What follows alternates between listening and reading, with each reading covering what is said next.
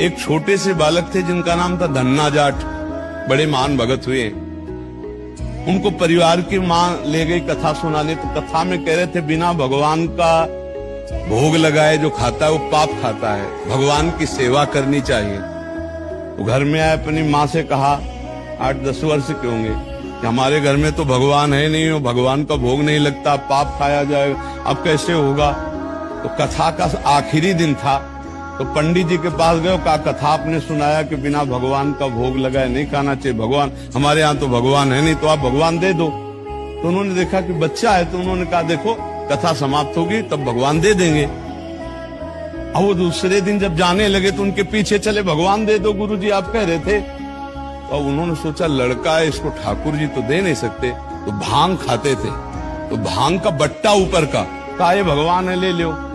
पूरी कथा बड़ी, तो उनका आप कैसे सेवा करेंगे, तो बोले नहा के नहा देना और पवा के पा लेना, बस इतनी सेवा। ओ इतने खुशी हो, देखो विश्वास है क्या, भांग का बट्टा, इतने खुशी हो गए कि मुझे ठाकुर जी मिल गए, मुझे भगवान मिल गए।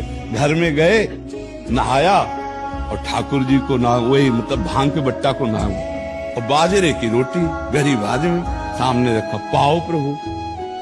वहां प्रभु कहाँ, एक दिन हो गया, तो उन्होंने सोचा हमारे पास कुछ है नहीं, लगता पंडित जी के पास खीर पुआ सब सामग्री थी तो ठाकुर जी पाते, वो बिल्कुल ठाकुर जी मान रहे। दूसरा दिन हुआ फिर वही बाजरा, तीसरा दिन हुआ फिर वही बाजरे की रोटी। तो वो रो रो करके ऐसे भांग का बट्टा पकड़ा, कहने लगे प्रभु हमारे पास नहीं है कि हम तुम्हें खीर पूड़ी पुआ पवा सके, और गुरु जी ने कहा बिना पवाए पाना नहीं, अगर आप नहीं पाओगे तो हम चाहे मर जाएं लेकिन नहीं पाएंगे। उसी समय श्री कृष्ण प्रकट हो गए, क्योंकि भगवान तो सर्वत्र है ना।